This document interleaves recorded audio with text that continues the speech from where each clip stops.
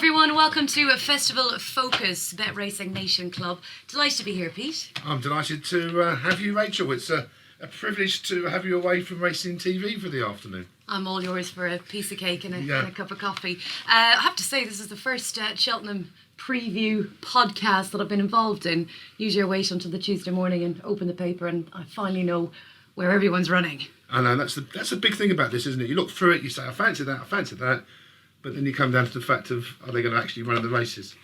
But it's going to be a fabulous 4 days, isn't it? Well, that's what we have to ponder over the next few minutes. And, well, let's get into it. The opening day of the festival, always packed with top quality. As you would expect, we start with a bang. The best young hurdlers clashing in the opening race, the Sky Bet Supreme Novices Hurdle. Obviously, we've got a short price favourite, as we tend to have one standout horse coming into this race. And Shishkin is that at 5-2. It is very short, and these anti-post markets do tend to throw up some short price ones. I think on the day, Shishkin will be bigger than 5-2. Beat Sham Blue at Huntingdon. I don't know what that constitutes in terms of being favourite for the Supreme Hurdle. And I'm not altogether sure that, you know, with the graded record in this race, you've got the stat on that. Well, yeah, I was going to give you a stat to rubbish or rely on throughout the podcast. But, yeah, you're kind of looking at favourites to start with. 2 of the last 12 favourites have won. So if you're looking at Shishkin at 5-2, I think that might be a reason where you could look elsewhere. Yeah, and also the fact that 10 of the last 12 have won in a graded race, this one hasn't. You're relying on the ability... We're relying on both those stats, I think. You are. And also the ability of Nicky Henderson to get this one prime. There's no better trainer for that, but I just think it's ridiculously short. I'm much more in the Astron Furlong camp for Willie Mullins. I think that was a good run. It jumped right at times over the win at Leopardstown, I think it was. Mm-hmm. The slight tendency to jump right is a little bit of a question mark, but the 2 that one beat, I think, stands out in this particular contest. And I'm not sure if Willie Mullins really thought this one was going to win, because Paul Townend was not on this. But I was really impressed with the way the grey quickened up. And I can see this one improving. Yeah, there's loads to like about him. I mean, he won't mind the ground. He's also a Grade 1 winner in the field. I think he stays very well. Yeah, there's plenty to like about him. I mean, you've got a couple in there. Abacadabra's 4 runs over hurdles. I think when we look to the Supreme, you kind of have to look to experience a lot. And for me, I think Fiddler on the Roof. A lot of people are saying the soft ground, putting them off. Colin Tizard Judge thought he was great in the Tallworth. I think he's going to be stronger again. He looks like a horse that will just keep on improving. He's got loads of experience under his belt, and I'm not actually going with an Irish runner for once. I can see why you've gone for Fiddler on the Roof. That Tallworth is normally a good pointer for this race. I think it comes down to the ground, really. I think if it's soft, they'll go with the Supreme. If it's not soft, they may be tempted to go for the one that's slightly further. I think it's a Ballymore, the 2 mile 5. And Robbie Powell doesn't really hype up horses, but he did after that Tolworth one. And I think Fiddler on the Roof at 8-1. This is one of the ones I think could shorten on the day. I think 8-1, if you're looking for value, is ideally priced. And you've got other horses. If he runs in the race. Yes, if he runs in the race, yeah. You've got other horses like Sporting John. Now, again, I don't know where this one's going. That's one over 2.5 miles last time. This race is normally fast run. Does Philip Hobbs decide to put that one in? I mean, JP has got JP McManus, has got Chantry House as well. So not knowing which one of those 2 is going to run in that race is quite a difficult one. Yeah, Chantry House, he's unbeaten. He's got winning form at Cheltenham, which is always key. I mean, I think they're going to go with Chantry House in that race. Okay, and not Sporting John, maybe to the Ballymore for Philip Hobbs. Yeah. Okay, we'll sum it up then, Pete. For me, I do like your Fiddle on the Roof, but I'm going to go for Astron Furlong for Willie Mullins, because I think that has a little bit more improvement in him, and I think the favourite is too short. Okay, well, let's whiz on then. Actually, before we do that, we have got some of your followers on Twitter, some members of the club as well.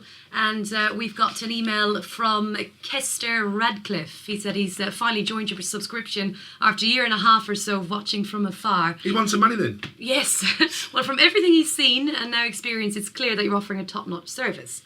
he wanted to ask you. A good shot at the Sky Bet Supreme Novices Hurdle. There's a money back as cash offer for Sky customers. So I wanted to ask you, a high priced horse will be great for the offer. Have you got the website all sorted? There's lots of questions. Yeah, well, the website is sorted.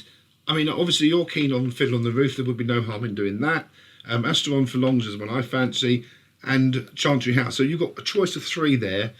If you're going to win big, when these Sky Bet do give away a free bet on the first race. If you're going to go for it, go for it. Don't go for a 5-2 shot and win a little bit of money. Go for it, because at the end of the day, go big or go home. Yeah, is that the advice? It's a free bet anyway, isn't it? And I think there's plenty. Unlike some of these races, there is some value in the race because everything is edged towards the top of the market, and I think the top of the market with Shiskin is far too short. Okay, lovely. So we'll be getting to some of your emails and your tweets throughout the podcast. As we move on to the Racing Post Arkle, also on day 1 we crowned the champion 2 mile novice chaser. Do you want a trend to rely on or to rubbish, Pete? Yeah, go on then. 10 of the last 12 winners had at least one previous win in a grade 1 or grade 2, which brings in Notebook, of course. 4 from 4 over fences for Henry de Bromhead. I mean, he's had the better of Cashback at Leopardstown. I'll give you my opinion in a second, but let's talk about Notebook. In your opinion, is he a worthy favourite? I think probably so. Superb jumper. I don't think there's going to be. I mean, these Arkle races don't tend to have a lot of runners in it. We've got a lot in there, but whether they all run is a big question mark. And I think it could end up being 5-6 runners in this field. Well, even looking at the market, it's very open, isn't it? Notebook 11-4, Flacker Dudery, yeah. 6-1, Brewing Up a Storm at 13-2, Cashback at 7s, and then your Rouge Vif at 14-1. Rouge Vif, I think, I'm not too sure about the proper soft ground. Yeah, if that's going to be the case. What you have got here is you've got Notebook at the head of the market, 11-4 roughly. It's beaten Cashback and it's beaten Flacker Dudery. I hope I pronounced that correctly. No, we're making an absolute hames of that. Yeah, I'm going to be corrected on that. So it's got the form coming into the race. We haven't seen Flacker Dudery since... I think we should just end the podcast now. We're absolutely. not going to win on that one. We haven't seen that one since December. And it was pulled out of a race in February. So everything points to Notebook. But Willie Mullins has got such a terrific record in this race that I don't know what you think, but I think Cashback... Yeah, I like Cashback. It's a shame they're not offering Cashback in the first race. Well, the free bet. Hopefully we don't need it. Yeah. I just think this horse, he's a bit of a mad joke, you know. And I feel if he doesn't melt during the preliminaries, I think he's a horse that will just get better with time. I fancy him. I think he's a good price. Are they able to take these horses down early to the start to prevent that? Because that would be... If you could get away with that, then I think it's something you could do. Because as you say, it's the crowd there, how does Cashback react to that? Because as you say, ball's over... Can they take it down early to post? I don't know, because I have a hunch that it could reverse form with Notebook, and you've got Notebook at 11-4, Cashback at 7-1. I'm sorry, Ollie Murphy, but I cannot have, with counterfeit money, Brewing Up a Storm. He's mad keen on it though, isn't he? Oh, he loves the horse, and he's done well as well. But again, we haven't seen it for some time. But I can't have it, and Rouge Vif will need certain ground. Mm-hmm. Global Citizen's always been hyped up by Pen Prawling. I don't think this is a particularly vintage Arkle. Fair enough. That's all right. Yeah, no, I'm going with Cashback.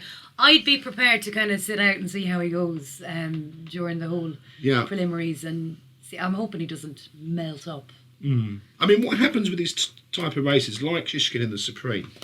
You've got Notebook at 11-4. Horses like Cashback, they will get backed in on the day, and the favourites tend to ease a little.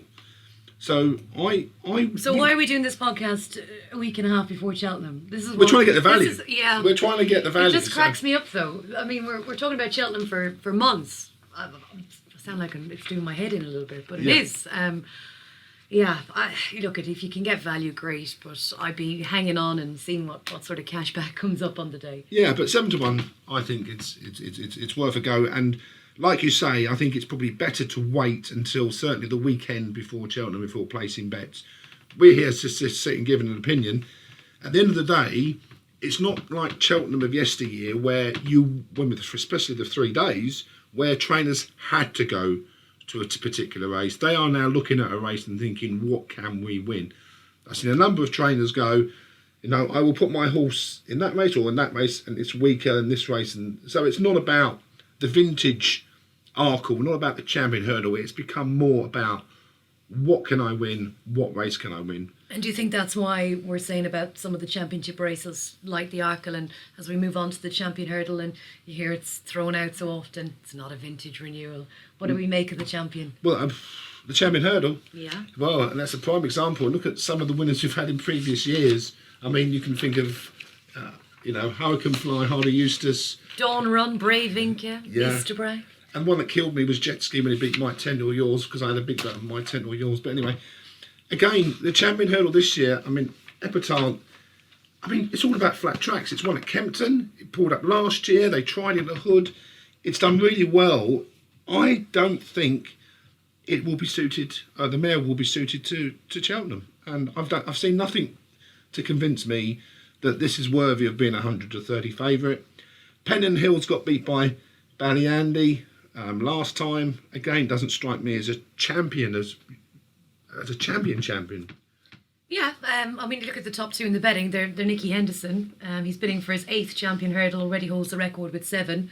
I'd feel a bit of a fool not to think that either of them could win the race. I think Pentland Hills, he'd have to settle a little bit better. I think that's where I'd be worried about him. I mean, Epitaph, she was seriously good in the Christmas hurdle. Oh, fabulous. But can that be replicated at Cheltenham? And that's the big question mark. You're taking a price of 130 on a horse that pulled up in a race that Nicky Henderson singled out last year and felt it was probably the best bet of the festival, and she pulled up. Then we get to the little honeysuckle. 8-1 if she runs in the race. I mean, Henry de Bromhead, he's a dreamer. She might go here. I'd love her to, because I think, again, we are talking sort of 10 days before the big race. If he has, and he has been known to sort of risk it for a biscuit or whatever you want to say, but he's tended to go for these races. Well, he goes for it. And as I say, he is a dreamer. I mean, the Irish champion, she'd plenty of these left well behind. Oh, absolutely. I don't think I've seen a more impressive winner all season in Honeysuckle, to be honest with you. And I hope, looking at the race itself, she must have every chance of winning it if he decides to go for it. Because she gets the mare's allowance against pretty average horses, and you go down the list. I mean, I'm only singling this one out, Ballyandy, at 25-1, because it's already beaten Pendant Hills. And okay, it was getting £5. But this race will be run at a strong pace, I would imagine. There normally are this champion hurdle races. And I think he can get a place. I'm not saying it will win, but I think you look at the horses that will definitely go for a particular race, and I think Ballyandy will definitely go, and it definitely won't be 25-1 on the day. I think he might be 14, 16. Looking at the market, actually, Super Sunday's a horse that's been very well backed. And also Darver Star, Gavin Cromwell. But isn't Super Sunday better over further? I mean... Well, you tell me. Well, I mean... I think this distance is going to be too short for Super Sunday, but I might be wrong. Darver Star, another one been back. To mention Gavin Cromwell, we know what he did 12 months ago. Never thinks his geese are swans. Yeah. So he'll be coming here very confident. I mean, looking at the odds, maybe a chance for the place. And then after all of that, we see Benny Dede and Silas Emery both supplemented. And there you go. There's our preview in tatters. So Pete, sticking with day 2, the RSA Novices Chase, quite a test for staying youngsters over 3 miles. And if we look at the market while we record, Champ at 3-1, Manila Endo at 4-1, Allaho at 5s, Copperhead 7s, Battle Over Doyen at 10-1, Faheen, I don't even know if we can deal with Faheen at this stage, because goodness knows where he'll be, 14-1, and a bigger the rest. Let's kick off with Champ. I mean, he's a very, very good horse. It certainly is, and I think the step up in trip will suit. There's obviously a theory here that do you back a horse that fell last time out? I'm not totally against it, but you are a little bit. Oh, yeah, massively so. Look, he was going okay when he fell in the dipper, but falling coming into this, that will put me right off. I just think at the time, it's one of those mistakes that he had, up to that point, he'd been jumping really well. I think if he'd made the odd mistake going round, I'd be thinking, ooh. But the fact I think you're allowed one mistake, even... We're all allowed one mistake. Yeah, and if it's called Champ, you think about boxers, you're allowed sort of one knockdown and you come back. You've only got to think of boxers like Anthony Joshua that come back. And I think Champ, I do think it's probably one of the best priced ones around as favourite. Okay. Because, again, there are question marks against a few. You've got Alahai, which you like, but I think it's a bit of a free runner. Copperhead has just absolutely come from nowhere for Colin. I remember backing this at Taunton, I think, early in the season. Then goes and wins at Reynolds Isn't Town. that lovely? You're part of the little dream. I It love was. that when you back a horse early. Right at the in season. beginning. I've backed it since. But this is one horse that I think might follow the native river path over the next couple of years.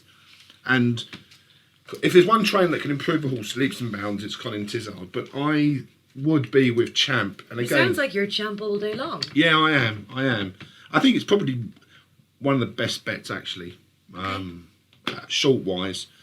We won't dwell on it too much because we've got more important things to talk about than the RSA Chase, but Champ for me. All right, cool. I think Allaho, I liked his run at Fairyhouse. I think he's a wee bit keen, but he's still learning and a bit left at times, so that wouldn't be a concern for me. So there you go. Is that it? Done? Yeah, it's done. Well, That's it, took, yeah. about 30 seconds. Yeah, where is Foyne going? That's the big question. If anyone knows where he's going while they're listening to the podcast, then you can email us and let us know where Foyne's going, because if that horse won any race, the house would actually come down, wouldn't it? What he has done. Willie Yeah. Mullins, he's such a legend, isn't he? I mean, to come back at 12 and, start chasing at the age of 11. I know, and Limerick at Christmas. I mean, it's overused, isn't it? Though, Yeah. the dry eye in the house. Yeah. Which, I'm always like, oh gosh, here we go. We're throwing Yeah. out all the cliches, but it was just fabulous. Yeah, and what you get beforehand, unfortunately, you'll get the pull-up scenario, or it will go very close in whatever race Willie Mullins decides. So hopefully we get the latter, and we can look back on a memorable Cheltenham. It wins whatever race. I don't Mullins care where decides. he goes, and Yeah, I don't care if I have a penny on him. I would just love to see him win. absolutely. The most exhilarating races of the week. You can't beat it, can you? No. 2 milers winning their way around at a serious tempo. Champion Chase, just love it. Absolutely love it. We come into this. Altior is the favourite at 2-1. Defi de Soy at 9-4. Shakin Persois at 5-2. Got a Plutard, 14-1. Probably won't run in the race. And then bigger prices for everything else that might or won't run. Only 3 horses might as well turn up, surely. It's amazing, isn't it? We're kind of looking at the old horses year in, year out. You can see even the likes of Undaso on there as well. Right, Altior, what is your take on him? I think Altior wins. I was not in the camp. I mean, you get a horse like Altior winning these races, and then you get the fans who want to change the distance. Nicky Henderson obviously wanted to change the distance to 2 by upping it at Ascot when beat by Surname. I think there's no disgrace in being beaten by Surname, even though that horse didn't feature too much in the King George. I think Altior does hit a flat spot 2 from home, but the way it finishes, I can see it on the heels of Defi de Soy and beating it on the running. And you've got to look back on horses like Sprinter Sacra, who was forgotten pretty much when that won the Champion Chase. And I think Altior will do it again. And I think it's between that and Defi de Soy, even though the Irish horse has beaten Defi de Soy in Ireland. I think what tends to happen towards the end of the season, I'm not devaluing the Punchestown Festival, but the English horses are more geared towards Cheltenham by the time, aren't they? And the Irish may more be targeted towards the Punchestown, so I don't know if I can read too much into that difference. I think what you can read into Shakin Persois, he's obviously getting an awful lot better. My goodness, beaten by Plutard at Christmas, and I think Mullins' horses just needed the run clearly. Yeah. I mean, he beat Min in the Dublin Chase. Poor old Min, he's going to rock up in all markets as well. A couple of them. But won't win any. Well, he's always been a good horse Yeah. for Cheltenham, yet he's never won there. No. So maybe Ryanair for Min. I mean, then you've got Dynamite Dollars on the So. Where do they go? Yeah, you threw in Dynamite Dollars to me pre-chat. Yeah, I think Paul Nichols left it a little bit with him. Yeah. I think he's going to be a little bit stronger than what we saw last time out. But for me, I've been changing my mind so much. I was mad when everyone was talking about Altior when he was beaten at Ascot, saying, what has he beaten in his career? And kind of people are very quick to knock horses, but he's just reigned supreme so many times at Cheltenham. He bids for 3 in a row in the race. He'll always hit that flat spot, but the way he hit the line at Newbury tells you he's still got all the gears, all the class. If he is to rock up and win, good on them. But it's a race I'm extremely excited about. Yeah, but I think Altior is the one, to be honest. Okay, all right. Altior's the one. We'll find out. Email from Will Walker. Which short price favourite for Cheltenham would you be willing to lay, and which favourite is still value? Well, you've got the bumper, I think, Appreciate It. Willie Mullins, 7-4. is far too short for a bumper. You've got any amount of horses can improve. I remember a few years ago, Mullins had, I think, 5 or 6 in the race, and he had one that won a big price. You just do not know in those situations which horse is going to come out. Yeah, fair enough. I think that's a good shout, actually. I think we were talking about these stats and trends, and they kind of melt your mind because you think, yeah, whatever, who cares? Yeah. But then if you do look at the champion bumper, 5 of the last 12 winners were in the top 3 in the betting. So we've seen a few spoilers in our time. We have. We saw that tremendous winner from Gordon Elliott a couple of years ago that came out of absolute clouds, but I wouldn't be taking 7-4 in any bumper race. So lay appreciated back champ for Will Walker. Yes. And I think the 3-1 for champ is a reasonable price. Out of all the favourites, actually, I think that's the most reasonable. Okay, cool. Thank you, Will, for your emails. Thanks everyone actually for getting in touch. Pete must have been delighted. Absolutely. Nice to know. I've got a few friends. You've got still a couple going. Yeah. Quick word on the Ryanair before we get onto the stairs. Maybe from you. You don't fancy anything? No, I don't fancy anything. I'll sit and have a beer while this is on. Look at you. You've got the Min, I guess if Min, it'd be nice to see Min win a race, wouldn't it? Min Schmin, Yeah. I'd say. I'd love to see Min win a race. For me, I don't know, I'm looking at the field and it's no longer a poor man's champion chase or Gold Cup. Yeah. I think it's turned into a right good race in recent years. And then I look at the field and think, should they be going the old names would be there. Is it Under obviously- Soap, a Little Log. It And, seems to be plan B still, but it is a Yeah. good race. I mean, you got Froden in there, last year's winner. Why not? Form hasn't been totally convincing this season. I was against that last year. I didn't think that it would win. And Bryony Frost seems to have really got the best out of Frodon. And it beat the Venetia Williams one, I think, last year. And I don't know, I just think you've got all the old horses. I just think you've got no interest in talking about the Ryanair chase, so we can move on. Yeah, we can move on. And Who do you fancy for the Ryanair? Well, if a Plutard goes in the race, new kid Right. on the block, if he goes, Okay. wins, surely. Right, let's move on to the Stairs Hurdle and Paisley Park for Emma Lavelle. What a wonderful horse. 8-11 currently, 8-13 actually in a lot of places. First question, Pete, will he be bigger or shorter on the day? I think around about what it is now, 4-6, 8-13. They might. I think it was. I can't remember what price it went off at last year, but it did go off around about that price last year with that chicken. Someone's bound to correct me. I'm very interested in the fact that you've got Somerville Boy who finished a length or two behind Paisley Park last time, at being around about 10-12-1, because I think I'd rather take an each way price. Is there like a place marker then that you might get involved? Yeah, absolutely. And I think I would do Somerville Boy each way. The jumping leaves a lot to be desired in the closing stages. That's what would concern me. And Paisley Park did quicken away last time, but I didn't think it was as comfortable as many people before the race suspected it would be. And then you've got Ebertom, who won really well last time. That will need to improve a great deal to get into it. Paisley Park, look, it's the one to beat, but there are, unlike in many races, there are each way options in this race, and there's probably more value to look around. And again, there's horses appear in this race that appear in so many other races. You've got to wait nearer the time, but there are each way options in this race. Loads worth looking at. Each way options. Some of which won't run. Yeah, Penn exactly. Hill's definitely going to run, I would have thought. In this A race. little stat fear or not. Go on then. 12 of the last 12 winners had at least one run at the track. 9 of them had at least one previous win at Cheltenham. And I Right. think City Island is quite an interesting runner. I give him a big shout. He won the Ballymore last year. He's clearly got stamina, young legs. Martin Brassel, very, very shrewd trainer. And the one thing you can see is this is the plan. Yeah. They're going here. You can look at every other market. You're not going to see him in there. I think City Island, he's quite a nice price. Yeah, absolutely. So City Island, Somerville Boy, 10-1, 14-1, two great options.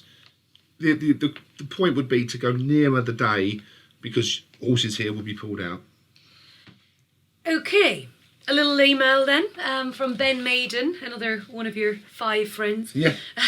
Good spell recently, mate. I see the trolls have left you alone for a bit. Trolls, what are Who's they? been on your case? Yeah.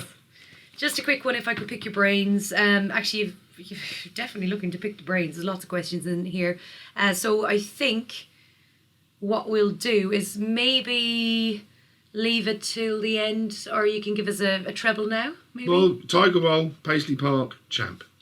Okay. Shorties. Okay, that's actually bringing Aidan Curry's email in. Let's deal with it as well. Yeah.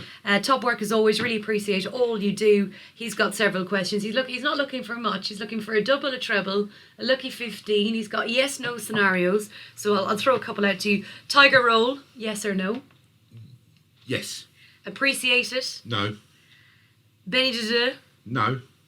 But Mare's Race, I suppose. If she goes in the mares, Yes, it's yes all day long. It is a yes. And Paisley Park? Yes. But go for each way option in that race. I mean, the one thing to stress about these Cheltenham races are that they're not the be all end all of winning money. They're great fun. You can have a lucky 15, you can have your Yankees, but the majority of times the bookmaker is going to win money off you at Cheltenham. So don't get carried away. The easier races tend to be on the Tuesday. So if you're going to win, and people will poo-poo this, but you're going to win on the first day because you've got the 4 graded races on the first day. You win your money, and then Friday is the most difficult day, and you give it all back. I think it's worth doing for Lucky 15, and from an excitement point of view, there's nothing more exciting. But then you kind of change, because I have a Lucky 15 every day on Right. just normal racing. Yeah. The stuff that we love, the bread and butter of it all. Gets to Cheltenham and I'm here throwing out money everywhere. Love it. Yeah. But if you think you're going to be losing on Friday, you have to be realistic, don't you? Yeah, you do. You might be. Well, it was left for that last day, all the big handicaps. I mean, there was one season that Russell had a hat-trick in the final day. A lot of people were on that. David Russell had a hat-trick a few years ago on the final day. A lot of people had What's that. the best day? Tuesday. By far. Yeah, By far. by far. What brings it on to our final day, and finally the Gold Cup, Pete. Last year, Album Photo was the horse to finally break Willie Mullins's duck in the race. Do you remember that Highland Irish race when it Punchestown, when Album Photo veered right and everyone lost their money because it should have won, and then Everyone lost their mind. I think Paul Townend might have lost Yeah. his mind as well. crazy, but it wasn't really fancied from last. I didn't really fancy it last year. I didn't think it would stay, and it beat. I can't remember because I had the second that day. It was a big outsider. It won easy, jumped perfectly, and it had no problem winning last year. Can it do it again this year? That's the question. I think, as ever, this race has got a lot of depth to it. Santini, who beat Bristol de May last time, is the favourite. Whether it be favourite on the day, I'm open to doubt.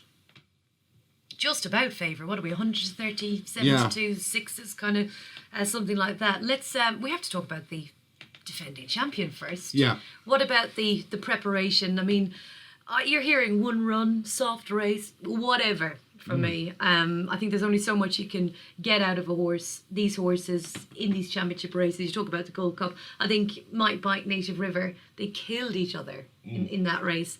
And look, and I know there's different races throughout the season. I wouldn't be emptying a horse in any of them. I mean, every trainer, every horse is different. But for me, I think William Mullins with Album Photo. I read a lovely article, Henrietta Knight, saying, yes, wrap them up in cotton wool. But I just like the way they've gone through Tremor. I like the way they're coming back here. It's Yeah. going to be fresh. He's not going to be feeling anything. This is always a tough race. I mean, you look back on horses like Best Mate, who won it regularly, then you had Cato Star that won it regularly. It takes it out in you. I mean, a few years ago, I bet on Coney Gree, and it wasn't the same horse after that. And I just think, like you say, Might Bait and Native River, I mean, they absolutely went hammer and tongs, didn't they? Mm-hmm. And I have question marks about some horses in this race. That would include Lost in Translation, who I think is a fantastic horse, but tends to run in small fields, and I can't have it in the Gold Cup. I just don't think... Do you think he's a Cheltenham horse? Yeah, I don't think it's a Cheltenham horse. Okay. Well, it's a difficult one. I just think the amount of runners is not ideal. I think it pulled quite hard when it beat Bristol de May, and I'm not altogether convinced that it's top notch. Mm-hmm. Okay. And it got beaten the King George. Everything went wrong in the King George. Yeah. It was pulled up, breathing was wrong, but we say it often, don't we? If there's any man that can get him back, Yeah. the old cliche, Yeah. it's going to be Colin Tizard. To firmly agree with that. Well, we're going to have to talk about more of them. I mean, Delta work. We talk about Cheltenham course form. Rock solid. Won the Pretemps in 2018. Was third in the RSA behind Santini. I think he's a a bit of a buzz horse. He's the type of horse that Gordon Elliott excels with. I think he's got Absolutely. a really good chance. Well, it had Ken Boy behind and Presenting Percy behind in the Paddy Power Irish Gold Cup. That is the one, I think, the of the Irish contingent I would probably... Ken Boy. Delta Work. Okay, yeah, Delta sorry. Work, sorry. Delta Work, who has beaten Ken Boy and Presenting Percy already this season. I think Delta Work is probably the one that I would go for. Oh, right. In this race. Lovely. But What do we think about Ken Boy? I mean, you mentioned Ken Boy. Nothing has been ideal for him this season. Yeah. The ground, if it's going to be proper soft ground, which I expect, might just go against him. Possibly, and also fell first last year at the first, and I didn't think the jumping was great last time either. That will come under a real test in this race, and no, I wouldn't be for Ken Boy.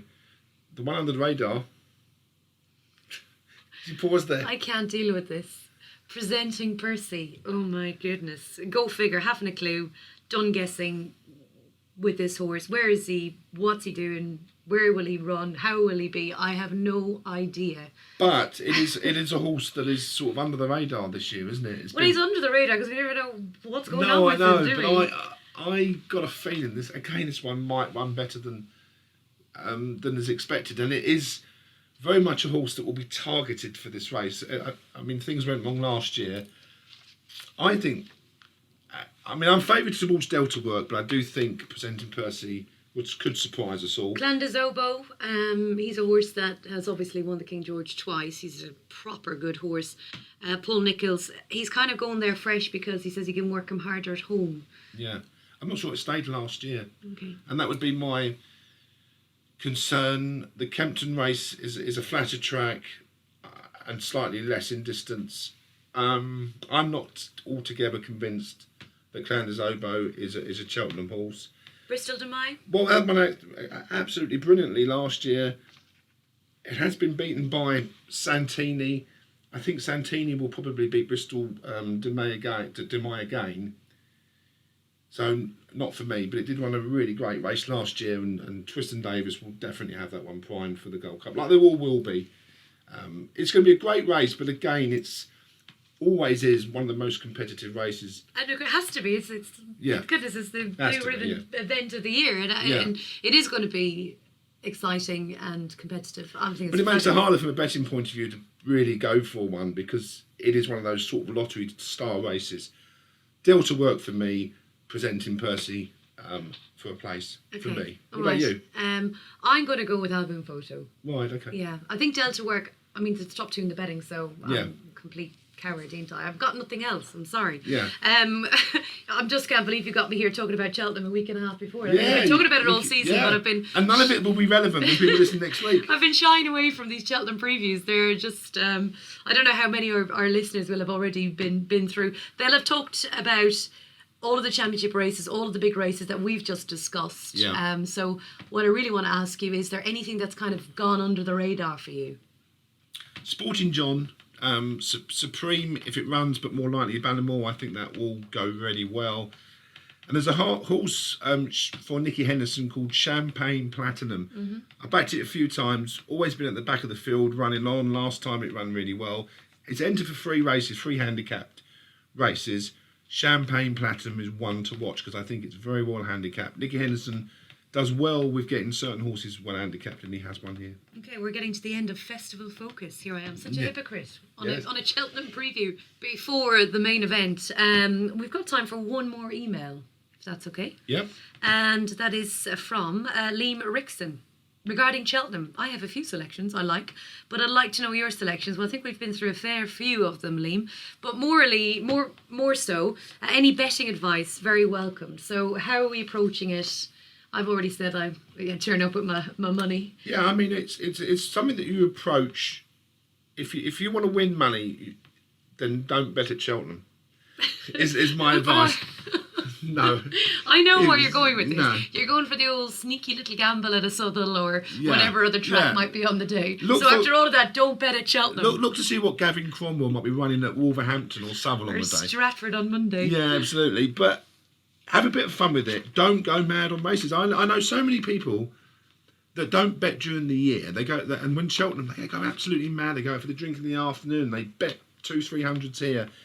It really is not a festival to do your donuts on. Listen, if you can afford it, and it's a bit of fun, and you know It's a bit of fun, but you keep it as a bit of fun. Don't, your fancy for Cheltenham. Don't go mad, lads. Yeah, it's world class racing. Enjoy the day. It's a great day. £10-20 here and there, no big deal. Lucky 15, you might get lucky, but don't go mad at Cheltenham. Enjoy it and be part of a great 4 days, which is what it is. What can we expect throughout the week from Bet Racing Nation Racing Club? Well, we're going to have a lot of selections, but probably not at Cheltenham. Okay. But we will put up every day a lucky 15 from Cheltenham. 4 best bets Tuesday, Wednesday, Thursday, Friday. Have a little bit of fun with it. £1 lucky 15. Hopefully one day we'll get 4 out of 4. All right. Well, maybe. maybe We can all retire. I've been drafted in to do this preview. Good to get your take. That's kind of what we're here for on the Cheltenham Festival. How has the club been going? Oh, it's been going very well. We give away money, which we like doing. Last year it was Tiger Roll for the Grand National. Someone won £500. We do something similar with the Grand National. We may well do something similar for the Gold Cup as well, so watch out for that. We like giving money away. I like the sound of that. Thank you so much. Thank you very much, Rachel, for your time. You're welcome. I appreciate how invaluable it is. Come on. And everyone, good luck and enjoy it. And don't mind him. Don't bet at Cheltenham after all of that. And we'll hopefully have a good week and we'll see you soon.